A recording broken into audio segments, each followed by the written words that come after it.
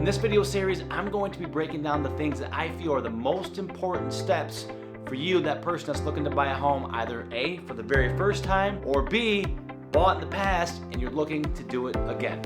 Let's get started.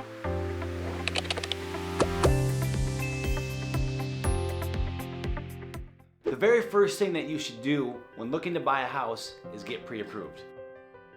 Now what I want you to do is I want you to really stick around to the end, because I'm going to give you a real life story on what happened to a past client of mine that I think will really provide a lot of value to you when it comes time to getting pre-approved. So now that we talked about the first step, which is getting pre-approved, let's talk about some do's and some don'ts. The very first thing that I'm going to encourage that you do is find a good reputable agent and listen to their advice. Now, I understand that a lot of us have, say, a bank that we've been banking with for a lot of years, and we have a lot of trust in them, and we believe that they are going to have our best interest at heart. But listen, I can tell you from experience that my wife and I, when we first bought our house, we were encouraged to go with the local bank down the road, and this was way before I got into real estate, and that's exactly what we did, because we were banking there for a long time. We had built a lot of trust with this bank, and we felt that they were going to have our best interest. Well, the lender that was involved in this particular situation really dragged their feet, and it took like 2 weeks to get pre-approved, and because of that, we actually ended up losing the house. Now, I'm not saying this lender did a bad job. What I am saying is that we weren't their first priority, and because of that, we ended up losing the deal. So fast forward a few years later, I become a real estate agent, and I learned the ins and outs of this business. And the most paramount thing that I found when it comes time to helping a client is having a good, reputable lender. And they're everywhere, but it's important that you get connected with them. And this is one of our jobs. This is what we do. We go out and we interview people, and we get the best of the best on our team. That way, when we sit down with somebody and they ask, well, what do we do first? And we say, hey, you should get pre-approved. Here's some good resources. Would you like to speak with them? You should always know that we've done our work. We've vetted them out, and we have let them know as the lender that if they're going to represent our clients, they need to work around our schedule. And what that means is they need to work the same hours that we do. And a lot of us agents, we work 7 days a week. Why? Because people want to see houses on the weekend after 5 o'clock. And most banks, they shut down at 5 o'clock, and your lender's going to be nowhere to be found. So it's very important that you get the best service, and that's exactly what we're going to provide. Now that you have that information, what's key about having a good lender? Having a good lender means good communication. They're going to pick up their phone when you call. That even means on the weekends. They're going to shop around and give you the best rates, and they're not going to lock you in until they have the best rates at hand.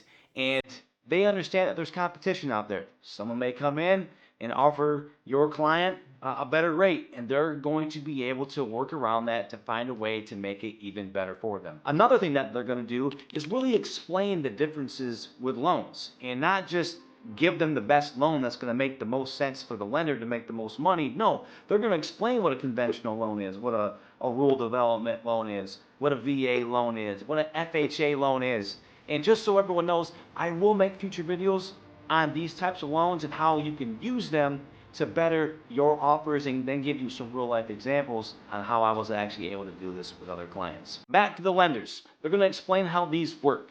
And then from there, they're going to teach you how to position yourself with whatever loan option that you may have, and show you how to use that loan to the best of your advantage. And if we're in a situation where it's not very competitive, how we may be able to flip from, say, a conventional loan down to an FHA loan to give you a better rate. I know this may be really confusing to you right now, but stick with me in future videos, and I will break this down to really highlight the importance of this, so that way you feel comfortable when it comes time to buying a house. Now that you understand why it's important to have a good lender, let me give you a real life scenario on what happened to a previous client of mine. When I had first met this client, they had told me that their family had been banking with a specific bank for about 20 years, and they really liked them, they really trusted them, and they wanted to go that route. Even after my spiel about how I vetted lenders and how I feel they should get a second opinion, they said, you know what, we're going to stick to our guns, and we're going to stay with them. And you know what, I appreciate that. Having loyalty and trust with someone is a big deal, and I can totally respect that. So we went through with it. They got pre-approved. I read the pre-approval. I called the lender just to make sure that their assets were good, their debt to income was good, and that they were 100% ready to go when it comes time to putting in an offer. And the lender said absolutely 100% they are good to go. Fast forward, we started looking at houses, we got one under contract. That deal ended up falling apart, but the buyer had to pay for their inspection period, which again, this will be on another video. They ended up paying $350 for this inspection, and it ended up falling apart because the inspections were too bad. We kept looking at more houses. We ended up finding another one. They absolutely loved it. We did another inspection, so now we're up to $700 in inspections. And after the deal got accepted, we were going through the underwriting process. The appraisal went out there, and then 2 weeks later, come to find out, this buyer that the lender said was 100% good, that I personally had called to make sure because I've never used them in the past, told me that, oh, by the way, yeah, they can't buy a house, the deal's dead. At that particular point in time, I was infuriated. I actually had called the manager of the bank and said, hey, you need to be refunding my client for their money. They never did. And this just went to show me that a lot of banks out there, lenders, they don't really care about you as an individual. They're more focused on what are they gonna make as a bottom line and looking at people as numbers instead of people. And I was super frustrated. The deal fell apart. The client ended up losing over $700 in inspections when they shouldn't have been pre-approved in the first place. And it was just a nightmare on both sides. And after some more research from talking to other agents, apparently this lender was notorious for doing this.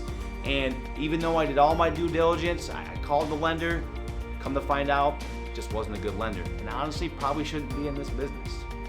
And I really felt bad for my client for wasting all that time and wasting all of that money.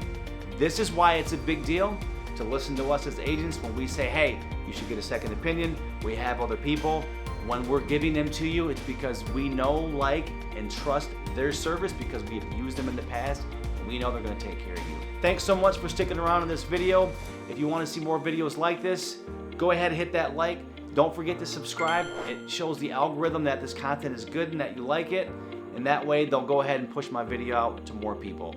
Stay tuned next week when I give you some more tips on how to buy a house the right way. Take care.